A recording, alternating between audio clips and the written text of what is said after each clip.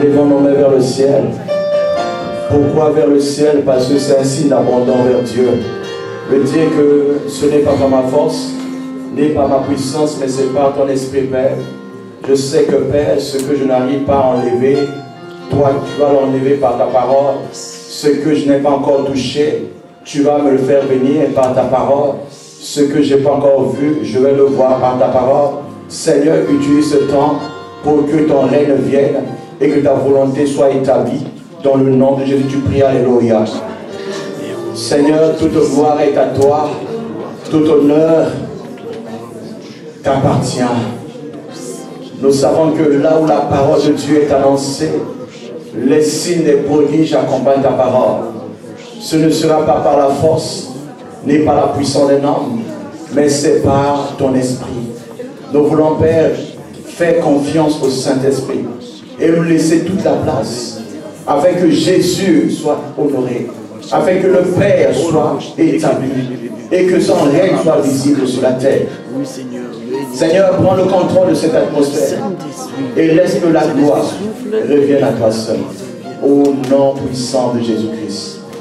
Seigneur, ce matin, nous voulons être utiles comme canal par lequel ta parole va donner la vie et enlever tout ce qui était angoisse dans les cœurs.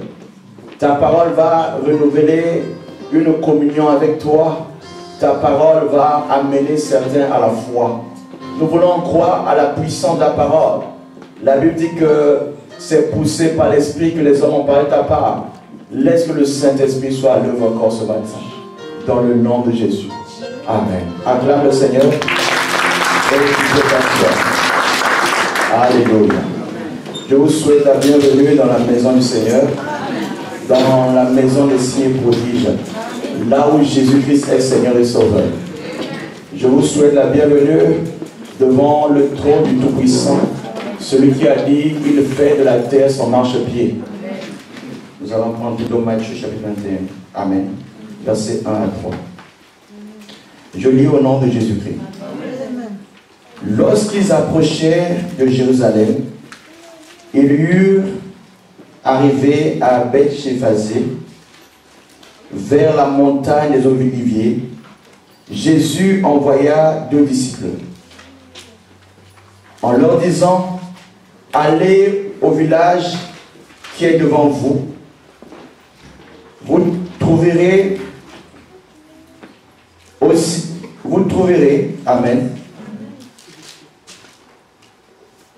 aussitôt une ânesse attachée et un ânon avec elle. Détachez-les et amenez-les moi. Amen. Si quelqu'un vous dit quelque chose, vous répondrez: le Seigneur en a besoin. Et à l'instant, il les laissera aller. Amen. Amen. Je veux ce matin enseigner sur le mandat de la domination par la foi. Le mandat de la domination par la foi. Amen. Amen. Dans ce passage, il est question de Jésus-Christ et de l'autorité que Jésus a sur toutes choses. Alléluia. Jésus voulait se rendre à Jérusalem. Mais en voulant aller, il avait besoin qu'une prophétie à son sujet s'accomplisse. La Bible dit qu'il devait monter sur le dos d'un animal pour rentrer dans Jérusalem. Alors Jésus va envoyer 2 personnes. Il dit: allez dans telle ville. Là-bas, il y a un animal, un anneau et une ânesse. Dites que le Seigneur en a besoin. Amen. Nous n'avons pas lu que Jésus avait fait une réservation. Amen. Mais nous avons lu une chose, que Jésus a envoyé 2 émissaires avec une parole. Alléluia. La parole de Jésus a suffi pour que le propriétaire de ces animaux puisse libérer ces animaux. Amen. Ce matin, je veux te dire une chose. Que sur la terre, il n'y a qu'une seule voie qui est plus puissante, c'est la voix de Jésus-Christ. Jésus avait la possibilité de parler à la mer. La mer pouvait l'entendre.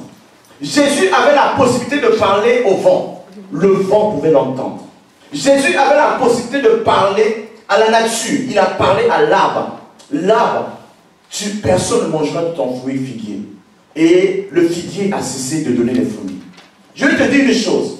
Il y a une parole que l'homme sort, mais il y a une autre que Dieu sort. Parce que la parole de Dieu est puissante. Quand Dieu parle, Dieu ne vient pas négocier, mais Dieu vient imposer les choses. Alléluia. Genèse chapitre 1, verset 3. Je vais présenter au verset 1 jusqu'au verset 3 pour qu'on comprenne. Au commencement, Dieu créa les cieux et la terre. La terre était informe et vide. Il y avait des ténèbres à la surface de l'abîme. Et l'Esprit de Dieu se mouvait au-dessus des eaux. C'est le verset 3 qui nous intéresse. Dieu dit que la lumière soit. Et la lumière fut. Amen. La manière de faire de Dieu, c'est une manière rattachée à la parole. Dieu, avant de faire ou de créer quelque chose, déclare à l'avance. Amen. Amen. Dieu se rend compte que il fallait qu'une parole sorte pour que l'ordre soit établi. Alléluia.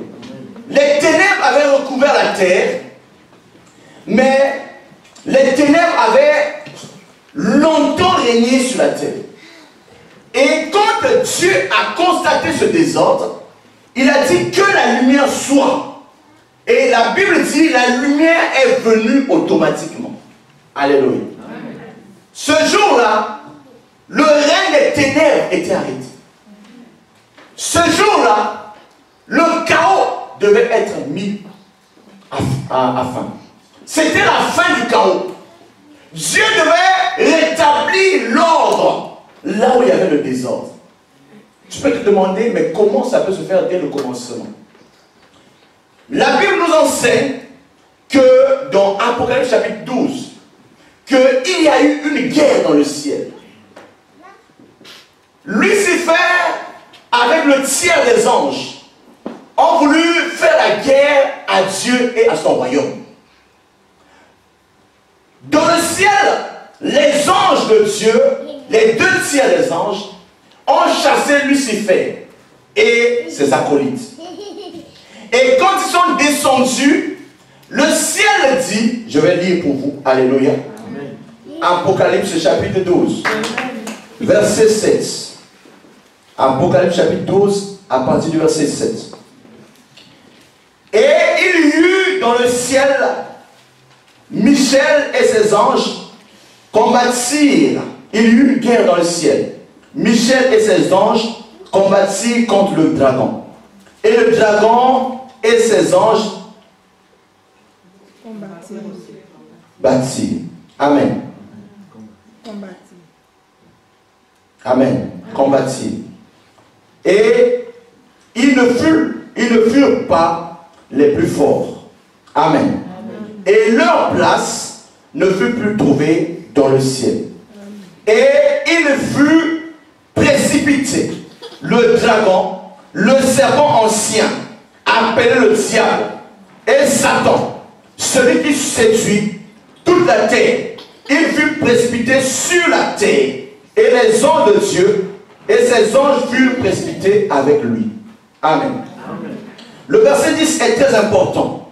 Et j'entendis dans le ciel une voix forte qui disait: maintenant le salut est arrivé, et la puissance et le règne de notre Dieu et l'autorité de son Christ, car il a été précipité, l'accusateur des mares, l'accusateur de jumelles, l'accusateur de nos frères, celui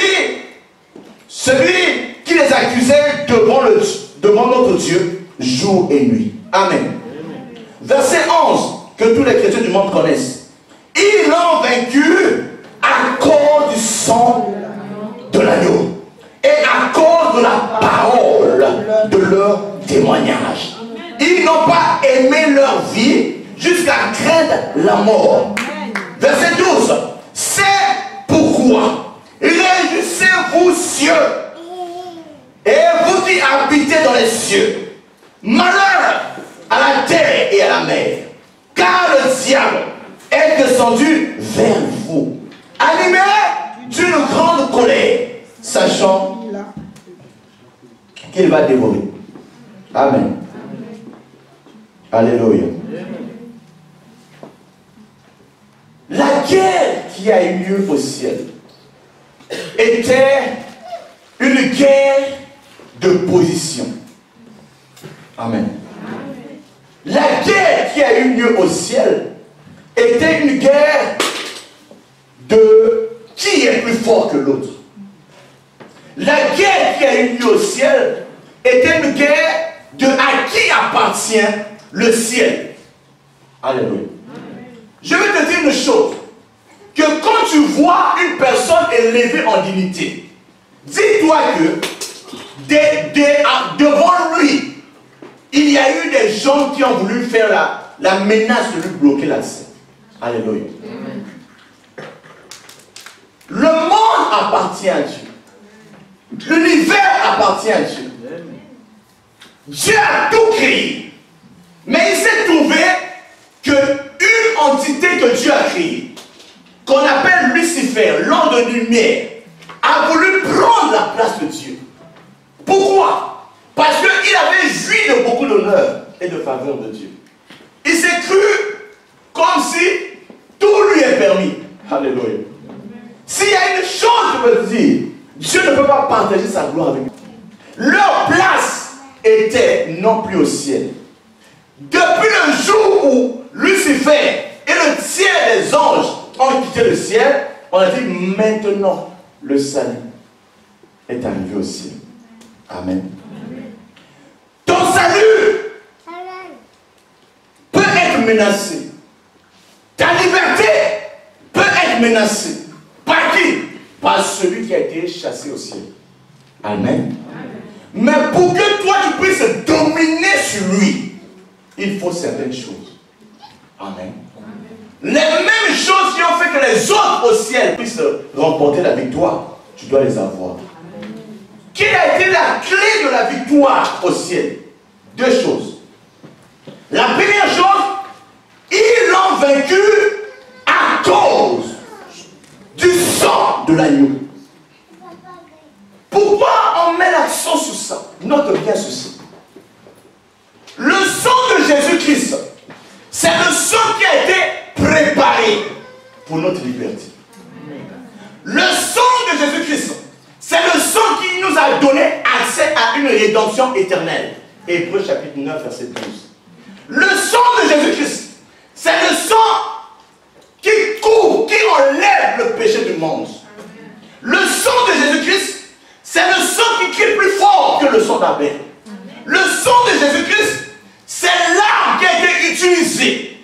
Alléluia. Alléluia. Pour que les Égyptiens ne puissent plus faire du mal au peuple juif.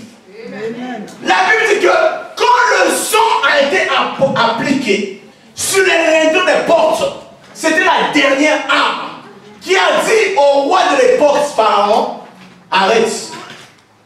Quand le sang a été appliqué sur les linteaux des portes, tous les premiers-nés de l'Égypte étaient morts.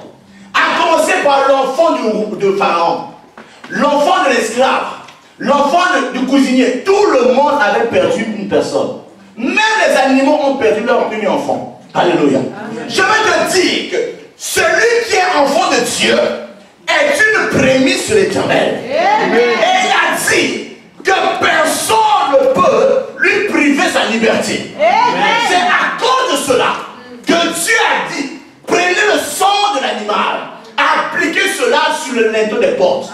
Ce sera le code par lequel l'ange de la mort ne pourra pas vous détruire.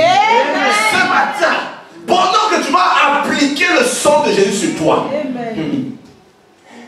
aura aucun signe de la mort qui puisse toucher ton corps, toucher ton âme, toucher ton esprit, toucher tes biens, même toucher ta famille. Là où il y a le sang de Jésus, il y a une protection. Le sang de Jésus, c'est le sang de la liberté. C'est le sang de la réconciliation entre le ciel et la terre. La Bible dit, il y a un seul médiateur entre Dieu et les hommes, Jésus-Christ homme. Alléluia. Qui a versé son sang. Dans Jean chapitre 20, Jésus était au tombeau. Alléluia. Une femme qui a servi Jésus, on appelle Marie de Magdala. Elle a dit, je veux aller mettre un parfum sur le corps de mon Seigneur. Elle arrive, elle constate que à la place où était le corps de Jésus, je suis dans Jean chapitre 20, verset 12, il se trouvait deux anges, l'un à la tête, l'autre au pied. Ça représente quoi ces deux anges? Qu'est-ce qu'ils faisaient là? Alléluia. Nous comprenons que le Nouveau Testament est la révélation de l'Ancien Testament. La Bible dit que sur le propitiatoire, sur l'arc de l'alliance, il y avait deux chérubins protecteurs. Ils se tenaient la face comme ça. Parce que c'est le lieu où la gloire de Dieu descendait là.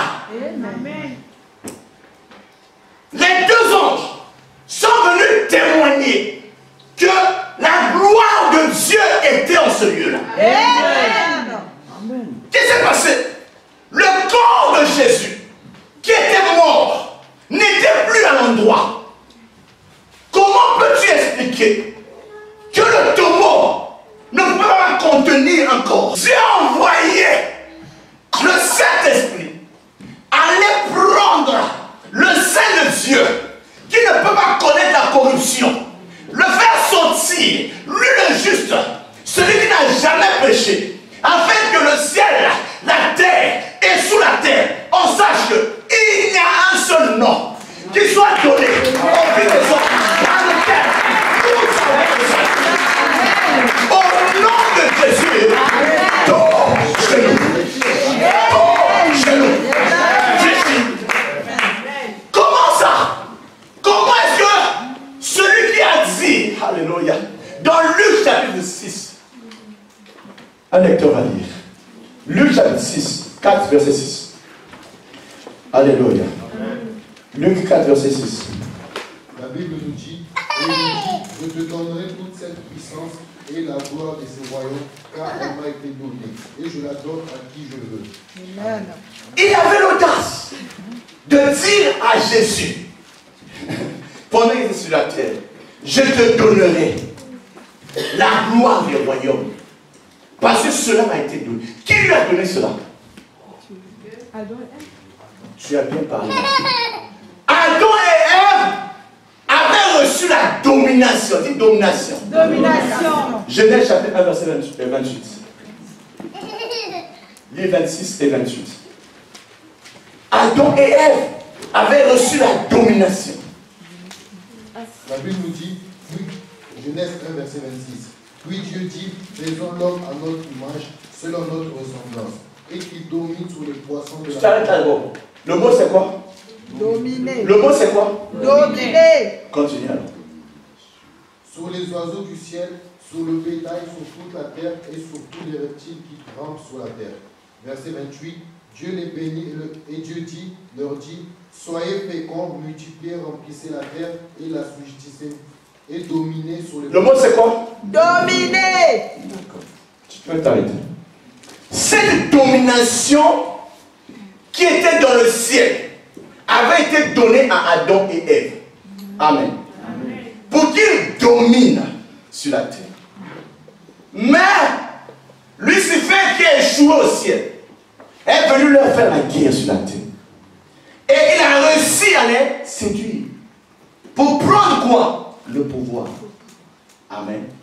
Et quand Jésus est venu, il a dit à Jésus, je peux te donner le pouvoir. Mais le pouvoir n'appartient pas à Lucifer. La Bible dit, il y a un seul nom. Le nom de Jésus. C'est la clé de tout.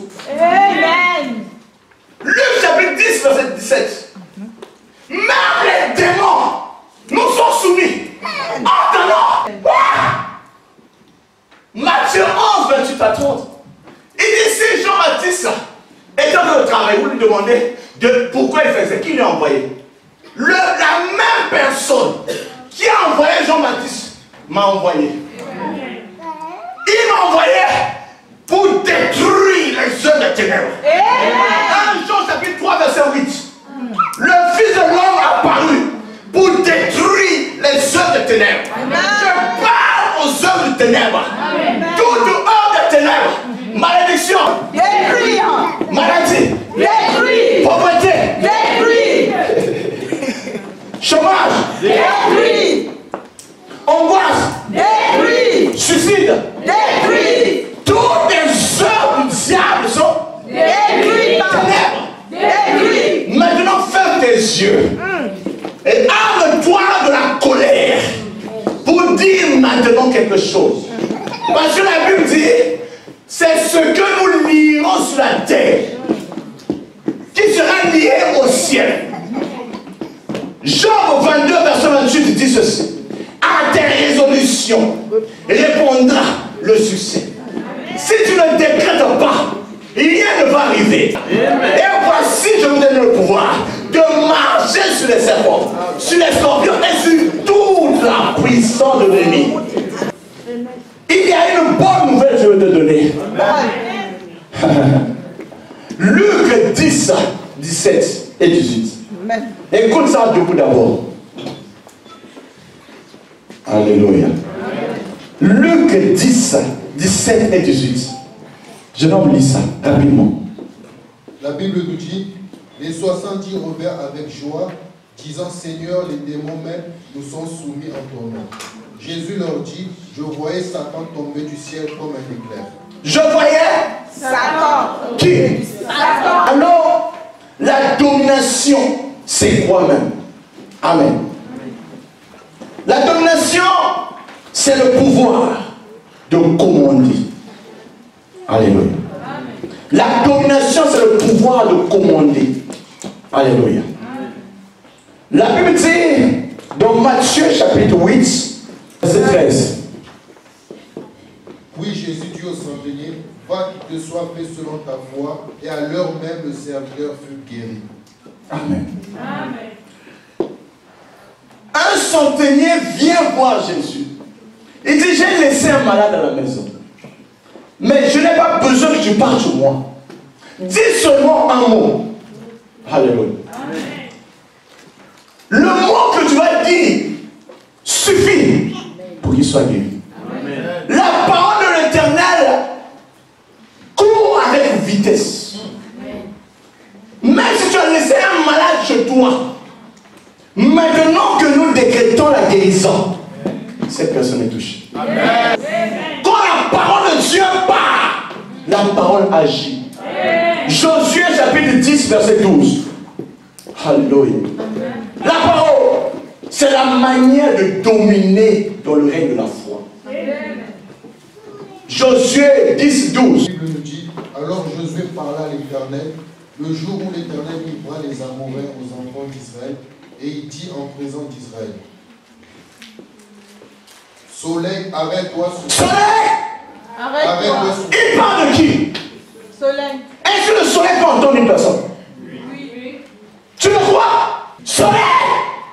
Arrête-toi! Un homme qui a le sang, qui a l'eau, parle au soleil. Il dit, soleil, arrête-toi sur Gabaon. Pourquoi? Parce qu'il voulait mettre fin aux ennemis de Dieu. Alléluia. Amen. Alléluia. Est-ce qu'il y a une personne qui veut parler au soleil? Si tu ne parles pas, ta destinée sera fermée pour toujours. Amen. Ils l'ont vaincu aussi à cause de la parole de leur témoignage. C'est quoi la domination? La domination, c'est avoir l'autorité. Amen. Dans un domaine spécial. Daniel chapitre 1, verset 20.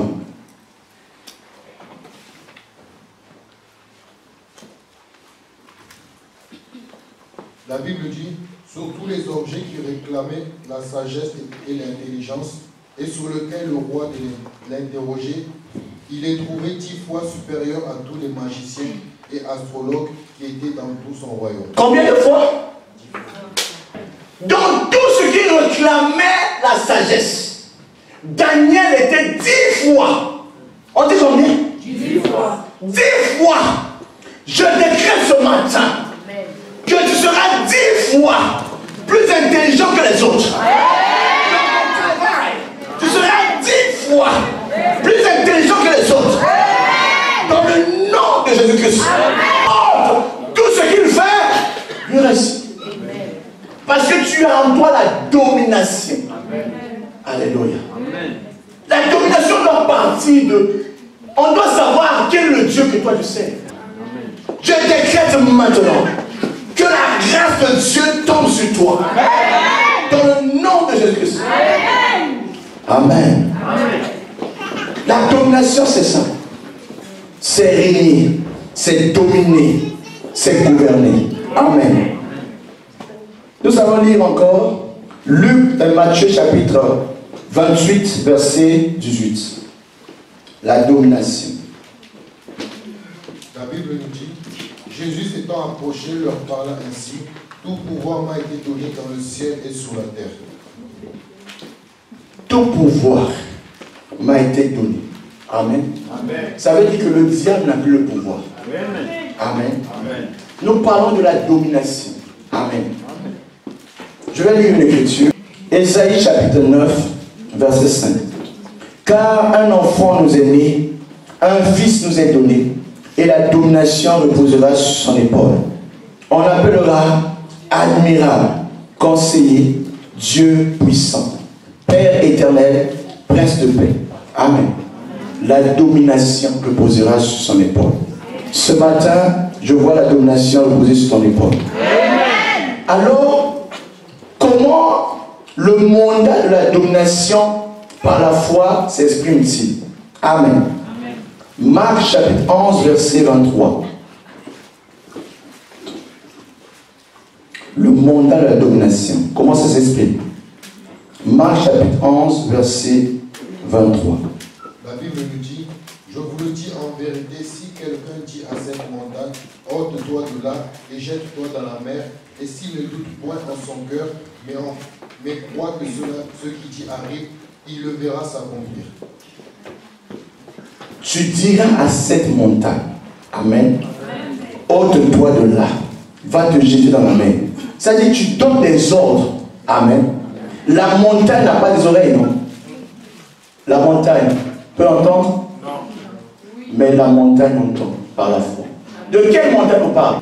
C'est tout ce que toi tu n'arrives pas à vaincre. Ça s'appelle montagne. Dans 1 Samuel chapitre 17, versets 45 à 46, David devait affronter un adversaire qui était comme une montagne. Son nom c'est Goliath. Et quand il voulait l'affronter, il n'avait pas les armes de même qualité que lui. Mais il avait que des pierres, 5 pierres. Mais avec 5 pierres et la bouche. Et quoi? La bouche. Il a gagné. La vie et la mort sont au pouvoir de la langue. As-tu une langue? As-tu une langue? Oui. Pour parler à la montagne?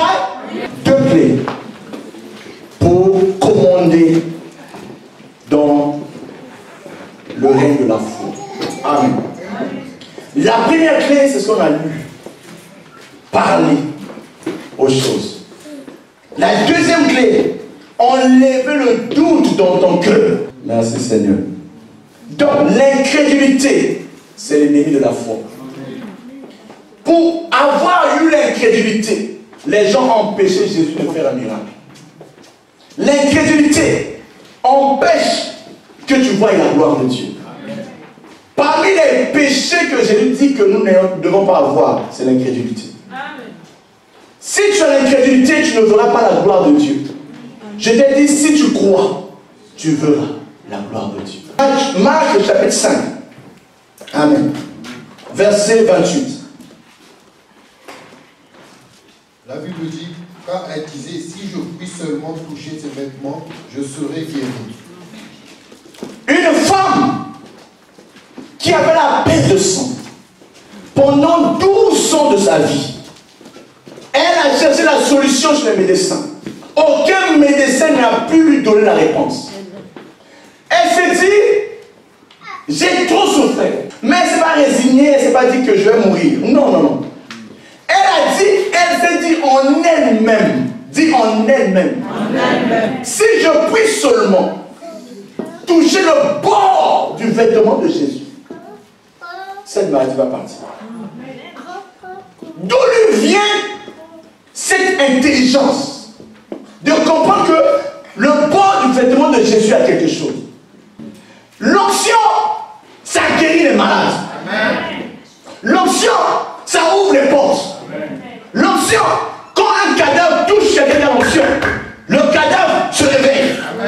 C'est par les signes de l'onction qu'on reconnaît l'onction. Amen.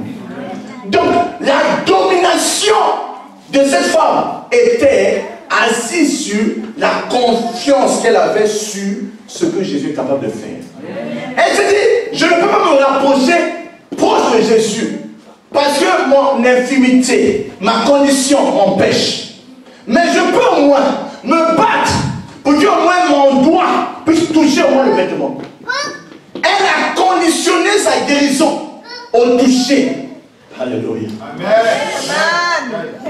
Elle n'a pas touché la peau de Jésus. Elle a touché le vêtement que Jésus a porté. Il y a quoi dans le vêtement de Jésus? Il y avait l'huile qui coulait depuis la barbe d'Aaron jusqu'à tomber sur son vêtement. Ça s'appelle l'huile. L'huile là s'appelle l'onction. Lorsqu'on touche cette huile, on reçoit une goutte d'huile. Cette goutte suffit pour que ton problème trouve la solution. Cette femme avait la révélation de la foi. Elle est rentrée dans le règne de l'esprit de foi. Elle a compris une chose, que mon défi n'est pas plus grand que l'onction que porte Jésus. Dieu lui a donné l'onction sans mesure. Jésus a reçu du Père l'onction sans mesure. Il y a des gens qui ont reçu une portion, une double portion, mais Jésus a reçu l'onction sans mesure. Cette femme avait la révélation de ces choses. La Bible dit, parce qu'ils avaient eu la foi, les femmes n'ont pas accepté la mort. Ils ont récupéré les morts. Amen. Hébreux 11:33. Les femmes ont récupéré leurs vivants. Tout ce que tu avais perdu, tu peux retrouver cela maintenant. Amen. La foi est une ferme assurance des choses qu'on espère, une démonstration de celle qu'on ne voit pas. Pour l'avoir reçu, les anciens ont été agréables à Dieu. La foi est la seule chose qui fait plaisir à Dieu. Que celui qui s'approche de Dieu doit croire que Dieu est le rémunérateur de celui qui le cherche. Pour avoir eu la foi, ils ont remporté les royaumes. Pour avoir eu la foi, ils ont fermé la gueule des lions. Pour avoir eu la foi, ils sont sortis dans le feu. Je parle à une personne. Même dans le feu, il y a un homme qui viendra dans ce groupe. Dans tout est bien. Il y a la foi qui va te sortir. La foi, c'est ce qu'il te faut. Les femmes ont retrouvé les morts. Osez par la foi dépasser là où s'arrête la raison. Quand tu finis de dépasser la limite de la raison, tu rentres dans le règne du possible. Il faut rentrer non pas assis, mais avec les deux pieds. La Bible dit, tout lieu où foulera la plante de tes pieds, je te donne en possession. Place où ta domination de prière. Territoire où l'homme n'est pas encore arrivé. Ce problème a trop duré. Tu as prié, oui, c'est l'heure de prendre la réponse. Amen. Le ciel peut entendre. Amen. Que le ciel appartient à Dieu. Mais la terre à celui qui a la foi. Le ciel appartient à Dieu. Amen. Mais la terre à celui qui a la foi. Amen. As-tu la foi pour prendre de toi? Alléluia. Amen. Marc, chapitre 5, verset 39. Alléluia. La Bible dit, il entra et leur dit, pourquoi faites-vous du bruit? Et pourquoi pleurez-vous? L'enfant n'est pas mort, mais elle dort. Il dit, l'enfant n'est pas mort, mais il dort. Comment veux-tu quelqu'un appelle quelqu'un qui est mort dormir? Il appelle la mort sommeil. Lis la suite. Je n'en vois. Alléluia. Et il se moquait de lui. Alors, ayant fait sortir tout le monde, il prit avec lui le père et la mère de l'enfant et ceux qui l'avaient accompagné. Et il entra là où était l'enfant.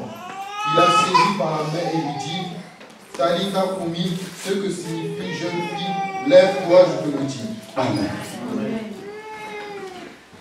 Une dernière minute. Amen.